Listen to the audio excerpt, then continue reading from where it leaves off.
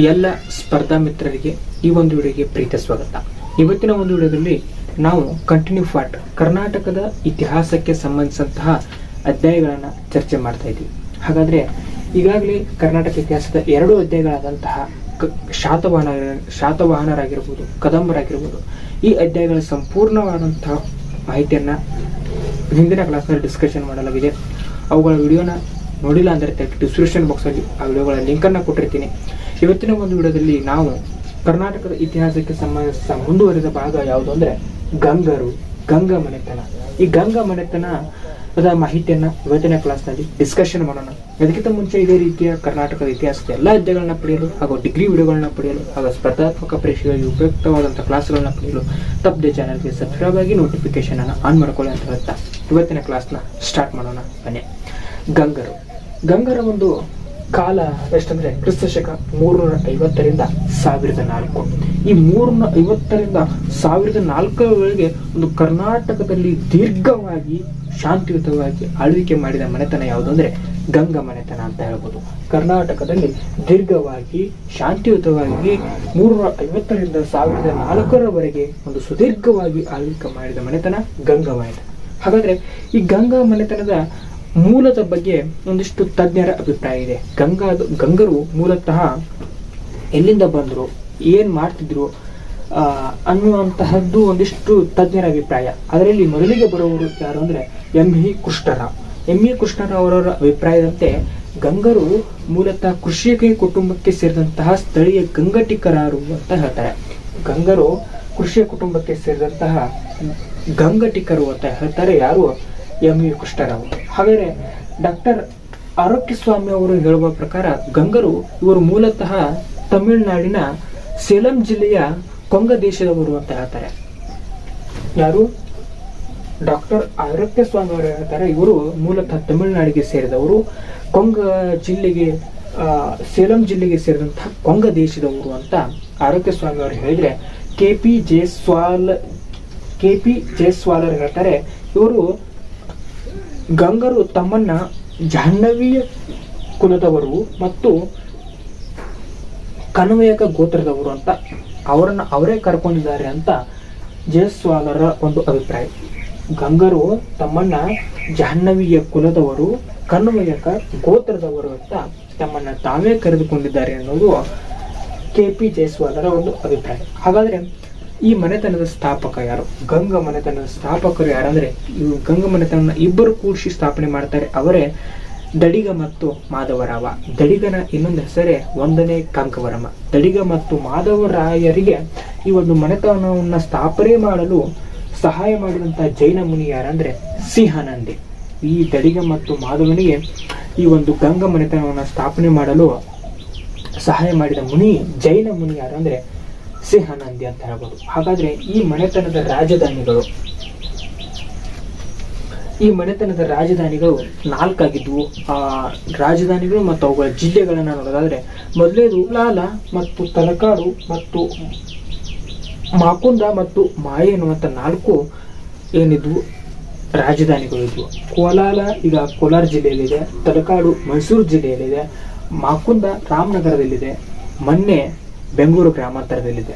ಕೋಲಾಲ, ತಲಕಾಡು, ಮಾಕುಂದ, ಮಾಯೆ ಎನ್ನುವಂತ 4 ರಾಜಧಾನಿಗಳನ್ನ ಮಾಡಿಕೊಂಡು ಆಳ್ವಿಕೆ ಮಾಡಿದವರು ಯಾರಂದ್ರೆ ಗಂಗರು ಅಂತ ಹೇಳ್ಬೋದು. ಹಾಗಾದ್ರೆ ಗಂಗರ ಲಾಂಛನ ಯಾವುದಾಗಿತ್ತಂದ್ರೆ ಮದಗಜ ಆಗಿತ್ತು.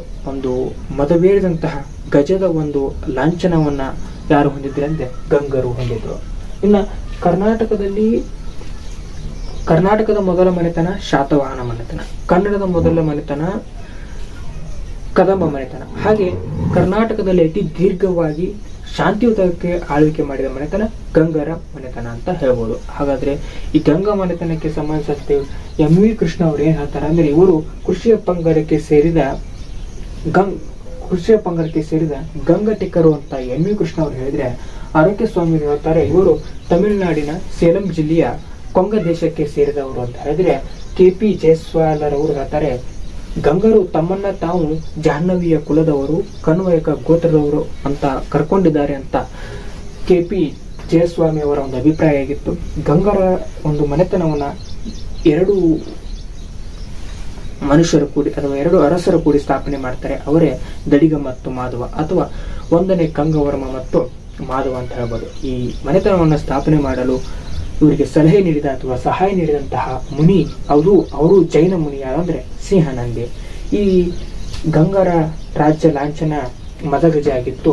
ಇವರು 4 ರಾಜಧಾನಿಗಳನ್ನ ಮಾಡಿಕೊಂಡು ಆಳ್ವಿಕೆಯನ್ನ ಮಾಡ್ತಾರೆ. ಆ 4 ರಾಜಧಾನಿಗಳು ಅಂದ್ರೆ ಕುವಲಾಲ, ತಲಕಾಡು, ಮಾಕುಂದ, ಮಾಹೆ ಎನ್ನುವಂತ 4 ರಾಜ್ಯಗಳಲ್ಲಿ ಆಳ್ವಿಕೆಯನ್ನ ಮಾಡ್ತಾರೆ. 4 ರಾಜಧಾನಿಗಳನ್ನ ಇಟ್ಟುಕೊಂಡು ಆಳ್ವಿಕೆ ಮಾಡ್ತಾರೆ. ಕುವಲಾಲ ಕೋಲಾರ ಜಿಲ್ಲೆಯಲ್ಲಿದೆ, ತಲಕಾಡು ಮೈಸೂರು ಜಿಲ್ಲೆಯಲ್ಲಿದೆ, ಮಾಕುಂದ ರಾಮನಗರ ಜಿಲ್ಲೆಯಲ್ಲಿದೆ, ಮೊನ್ನೆ ಬೆಂಗಳೂರು ಗ್ರಾಮಾಂತರದಲ್ಲಿದ್ದು. ಒಟ್ಟಾರೆಯಾಗಿ ಗಂಗರು ಸುದೀರ್ಘವಾಗಿ 350ರಿಂದ 1004ರವರೆಗೆ ಆಳ್ವಿಕೆಯನ್ನ ಮಾಡ್ತಾರೆ ಅಂತ ಹೇಳ್ಬೋದು. ಈ ಗಂಗ ಮನೆತನವನ್ನು ಆಳಿದ ಅರಸರುಗಳ ಬಗ್ಗೆ ಇವತ್ತಿನ ಕ್ಲಾಸ್ನಲ್ಲಿ ಚರ್ಚೆ ಮಾಡೋಣ ಬನ್ನಿ. ಗಂಗರಲ್ಲಿ ಪ್ರಸಿದ್ಧವಾಗಿ ಬರುವಂತ ಅರಸನೇ ಯಾರು ಅಂದ್ರೆ ದಡಿಗ. ಈ ಮನೆತನವನ್ನ ದಡಿಗ ಮತ್ತು ಮಾಧವ ಕೂಡಿ ಪ್ರಾರಂಭಿಸ್ತಾರೆ. ಆ ದಡಿಗ ಮತ್ತು ಮಾಧವರಲ್ಲಿ ಮೊದಲಿಗೆ ಯಾರಾದ್ರೆ ದಡಿಗ. ಈ ದಡಿಗ ಕ್ರಿಸ್ತಶಕ 350ರಿಂದ 380ರವರೆಗೆ ಒಂದು ಸುದೀರ್ಘವಾದಂತ ಆಳ್ವಿಕೆಯನ್ನು ಮಾಡ್ತಾನೆ. ಈತನ ಮೊದಲು ಹೆಸರು ಏನು ಅಂದರೆ 1ನೇ ಕೊಂಗಣಿ ವರ್ಮ. ದಡಿಗನ ಮೊದಲ ಹೆಸರು 1ನೇ ಕೊಂಗಣಿ ವರ್ಮ. ಈತನು ಈ ಗಂಗರ ಸಾಮ್ರಾಜ್ಯವನ್ನ ಸ್ಥಾಪನೆ ಮಾಡೋದಿಕ್ಕೆ ಇವತ್ತನಿಗೆ ಸಹಾಯ ಮಾಡಿದ ಜೈನ ಮುನಿ ಯಾರು ಅಂದ್ರೆ ಸಿಂಹನಂದಿ ಎನ್ನುವಂತಹ ಜೈನ ಮುನಿ ಈತನಿಗೆ ಈ ಗಂಗಾ ಸಾಮ್ರಾಜ್ಯವನ್ನ ಸ್ಥಾಪನೆ ಮಾಡಲು ಏನ್ ಮಾಡ್ತಾನೆ, ಒಂದು ಸಲಹೆಯನ್ನ ಕೊಡ್ತಾನೆ. ಹಾಗಾದ್ರೆ ಈತನು ಯಾರನ್ನ ಸೋಲಿಸಿ ಈ ಒಂದು ಸಾಮ್ರಾಜ್ಯವನ್ನ ಸ್ಥಾಪನೆ ಮಾಡ್ತಾನೆ ಅಂದ್ರೆ ಬೃಹತ್ ಬಾಣಭಟ್ಟರನ್ನ ಸೋಲಿಸಿ ಈ ಒಂದು ಗಂಗರ ಸಾಮ್ರಾಜ್ಯಕ್ಕೆ ಒಂದು ಅಡಿಪಾಯವನ್ನು ಹಾಕ್ತಾನೆ. ಆದ್ದರಿಂದ ಈತನಿಗೆ ಒಂದು ಬಿರುದು ಬರ್ತದೆ. ಅದೇ ಏನಂದ್ರೆ ಬಾಣವಂಶ ವನದ ವಾಗಲ ಎಂಬ ಬಿರುದನ್ನ ಪಡೆದುಕೊಳ್ತಾನೆ. ಬಾಣರನ್ನ ಸೋಲಿಸಿದ್ರಿಂದ ಬಾಣವಂಶ ವನತ ವಾದಲ ಎಂಬ ಬಿರುದನ್ನ ಪಡೆದುಕೊಳ್ತಾನೆ. ಈತನು ಶಿವಮೊಗ್ಗ ಜಿಲ್ಲೆಯ ದುಂಡಲಿ ಎಂಬ ಸ್ಥಳದಲ್ಲಿ ಒಂದು ಜಿನಾಲಯವನ್ನ ನಿರ್ಮಿಸುತ್ತಾನೆ. ಯಾರು? ದಡಿಗ ಅಂತ ಹೇಳ್ಬೋದು. ಈ ದಡಿಗನ ನಂತರ ಈ ಮನೆತನದ ಪ್ರಸಿದ್ಧ ಅರಸನೇ ಬರುವವನು ಯಾರಾದ್ರೆ ದುರ್ವಿನಿತನು ಕ್ರಿಸ್ತಶಕ 555ರಿಂದ 605ರವರೆಗೆ ಸುದೀರ್ಘವಾದಂತಹ ಒಂದು ಶ್ರೇಷ್ಠವಾದಂತಹ ಆಳ್ವಿಕೆಯನ್ನು ಮಾಡ್ತಾನೆ.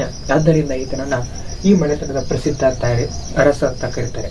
ಈತನ ತಂದೆ ಅವನೀತ, ತಾಯಿ ಜ್ಯೇಷ್ಠಾವತಿ. ತಾಯಿಯ ಒಂದು ಪ್ರದೇಶವಾದಂತಹ, ತಾಯಿಯ ಒಂದು ಆಸ್ತಿಯಾದಂತಹ ಯಾವುದು ಪೊನ್ನಾಟ ಅಥವಾ ಹೆಗ್ಗಡ ದೇವನ ಕೋಟೆಯ ಪ್ರದೇಶವನ್ನ ವಶಪಡಿಸಿಕೊಂಡು ತನ್ನ ಸಾಮ್ರಾಜ್ಯವನ್ನ ಬಲಪಡಿಸಿಕೊಳ್ತಾನೆ. ಯಾರು? ದುರ್ವಿನಿತ. ಈತನು ಚಾಲುಕ್ಯರ ಅರಸನಾದಂತಹ ವಿಜಯ ಆದಿತ್ಯನಿಗೆ ತನ್ನ ಮಗಳನ್ನ ಕೊಟ್ಟು ವೈವಾಹಿಕ ಸಂಬಂಧವನ್ನ ಬೆಳೆಸ್ತಾನೆ. ಯಾರಿಗೆ? ಚಾಲುಕ್ಯ ಅರಸನಾದಂತಹ ವಿಜಯಾದಿತ್ಯನಿಗೆ ತನ್ನ ಮಗಳನ್ನ ಕೊಡ್ತಾನೆ. ತದನಂತರ ಈತನು ದುರ್ವಿನಿತ ಕೇವಲ ಪ್ರಸಿದ್ಧ ಅರಸನು ಅಷ್ಟೇ ಅಲ್ಲದೆ ಈತನು ಸ್ವತಃ ಕವಿಯಾಗಿ ಏನೇನು ಮಾಡ್ತಾನೆ ಅಂದ್ರೆ ಗುಣಾಢ್ಯ ಬರೆದಂತಹ ಬೃಹತ್ ಕಥಾ ಅಥವಾ ವಡ್ಡ ಕಥಾ ಎಂಬ ಪೈಶಾಚಿಕ ಭಾಷೆಯಲ್ಲಿ ಈ ಕೃತಿ ರಚನೆ ಆಗಿತ್ತು. ಗುಣಾಢ್ಯ ಕವಿ ಈ ಒಂದು ವಡ್ಡ ಕಥಾ ಮತ್ತು ಬೃಹತ್ ಕಥಾ ಪೈಶಾಚಿಕ ಭಾಷೆಯಲ್ಲಿ ಏನ್ ಮಾಡ್ತಾನೆ, ನಿರ್ಮಿಸಿರ್ತಾನೆ. ಅದನ್ನ ಸಂಸ್ಕೃತ ಭಾಷೆಗೆ ತರ್ಜುಮೆ ಮಾಡಿದವರು ಯಾರಂದ್ರೆ ದುರ್ವಿನಿತ. ತದನಂತರ ಮತ್ತೆ ಏನ್ ಮಾಡ್ತಾನೆ ಅಂದ್ರೆ ಈತನು ಭಾರವಿಯ ಕಿರಿತಾರ್ಜುನೀಯ ಕೃತಿಯನ್ನ, ಭಾರವಿ ಬರೆದಿರ್ತಕ್ಕಂತಹ ಕೀರ್ತಾರ್ಜುನೀಯ ಕೃತಿಯನ್ನ ಸಂಪೂರ್ಣವಾಗಿ ಓದಿ ಅದಕ್ಕೆ ವಾಕ್ಯವನ್ನು ಕೂಡ ಬರೀತಾನೆ. ದುರ್ವಿನಿತನ ಗುರು ಯಾರು ಅಂದ್ರೆ ಪೂಜ್ಯಪಾದ ಅಥವಾ ದೇವನಂದಿ. ಆತನು ಒಂದು ಕೃತಿನ ರಚಿಸ್ತಾನೆ, ಅದೇ ಶಬ್ದ ಅವತಾರ. ದುರ್ವಿನಿತನ ಗುರು ಪೂಜ್ಯಪಾದ ಅಥವಾ ದೇವನಂದಿ ರಚಿಸಿದಂತ ಕೃತಿ ಯಾವುದು ಅಂದ್ರೆ ಶಬ್ದ ಅವತಾರ ಅಂತ ಹೇಳ್ಬೋದು. ಇನ್ನ ಈತನನ್ನ ಕವಿರಾಜ ಮಾರ್ಗದಲ್ಲಿ 3 ಭಾಷೆಯಲ್ಲಿ ದೊಡ್ಡ ಕವಿ ಅಂತ ಹೋಗಿದ್ದಾರೆ. ಒಂದು ಪ್ರಾಕೃತ, ಸಂಸ್ಕೃತ, ಕನ್ನಡ ಭಾಷೆಯಲ್ಲಿ ಅವನು ದೊಡ್ಡ ಕವಿ ಅಂತ ಕವಿರಾಜ ಮಾರ್ಗದಲ್ಲಿ ಹೊಗಳಿದ್ದಾರೆ. ಆತ ಅಷ್ಟೇ ಅಲ್ಲದೆ ಈತನು ಹೆಬ್ಬೆಟ್ಟು ಶಾಸನವನ್ನು ಹೊರಡಿಸ್ತಾನೆ. ಈ ಹೆಬ್ಬೆಟ್ಟು ಶಾಸನಗಳಲ್ಲಿ ಸಕಲ ವಿದ್ಯೆಗಳಲ್ಲಿಯೂ ಪಾರಂಗತ ಹೊಂದಿದ್ದಾನೆ ಎಂದು ಏನನ್ನ ಹೊಗಳ್ತಾರೆ. ಇವನನ್ನ ರಾಜನೀತಿ ಶಾಸ್ತ್ರದಲ್ಲಿ ಚಾಣಕ್ಯನಿಗೆ ಹೋಲಿಸ್ತಾರೆ, ಸದ್ಗುಣದಲ್ಲಿ ಧರ್ಮರಾಯನಿಗೆ ಹೋಲಿಸ್ತಾರೆ, ಲಲಿತ ಕಲೆಯಲ್ಲಿ ಭರತನಿಗೆ ಹೋಲಿಸ್ತಾರೆ, ಆಯುರ್ವೇದದಲ್ಲಿ ಚರಕನಿಗೆ ಹೋಲಿಸಿ ಹೆಬ್ಬೆಟ್ಟು ಶಾಸನದಲ್ಲಿ ಈತನ ಕಲೆಗಳನ್ನ ವರ್ಣಿಸ್ತಾರೆ ಅಂತ ಹೇಳ್ಬೋದು.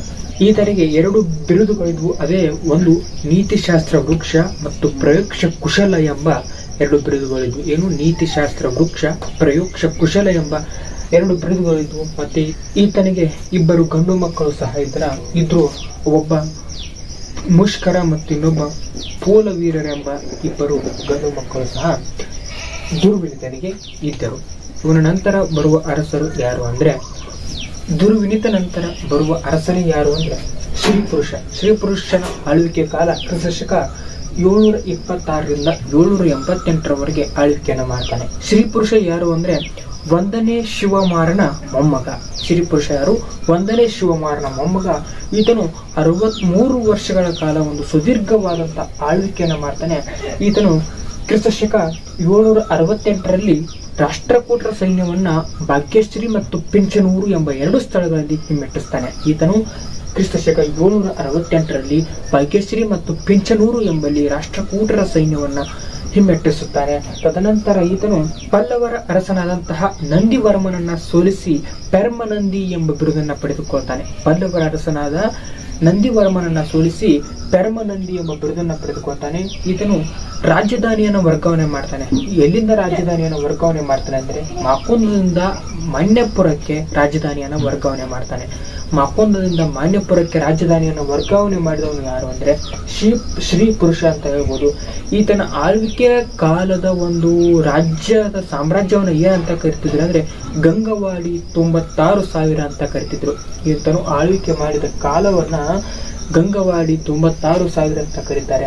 ಈತನು ಕೇವಲ ಅರಸನಷ್ಟೇ ಅಲ್ಲದೆ ಸಾಹಿತ್ಯ ಕೂಡ ಆಗಿದ್ದ. ಸಂಸ್ಕೃತದಲ್ಲಿ ಗಜಶಾಸ್ತ್ರ ಎಂಬ ಕೃತಿಯನ್ನು ಬರೆದಿದ್ದಾನೆ. ಸಂಸ್ಕೃತದಲ್ಲಿ ಗಜಶಾಸ್ತ್ರ ಎಂಬ ಕೃತಿಯನ್ನು ಬರೆದು ಈತನು ಚಾಣಕ್ಯರ ರಾಣಿಯಾದಂತಹ ವಿಜಯಾದೇವಿಯನ್ನ ಮದುವೆಯಾಗ್ತಾನೆ. ದುರ್ವಿನಿತ ಏನು ಮಾಡಿದ? ವಿಜಯ ಆದಿತ್ಯನಿಗೆ ತನ್ನ ಮಗಳನ್ನ ಕೊಟ್ಟು ವೈವಾಹಿಕ ಸಂಬಂಧವನ್ನ ಬೆಳೆಸಿದ್ರೆ, ಈ ಶ್ರೀ ಪುರುಷ ಏನ್ ಮಾಡ್ತಾನೆ, ಚಾಲುಕ್ಯರ ಮನೆತನದ ರಾಣಿಯಾದಂತಹ ವಿಜಯಾದೇವಿಯನ್ನ ಮದುವೆಯಾಗಿ ಇವನು ಕೂಡ ಒಂದು ವೈವಾಹಿಕ ಸಂಬಂಧವನ್ನ ಬೆಳೆಸ್ತಾನೆ ಅಂತ ಹೇಳ್ಬೋದು.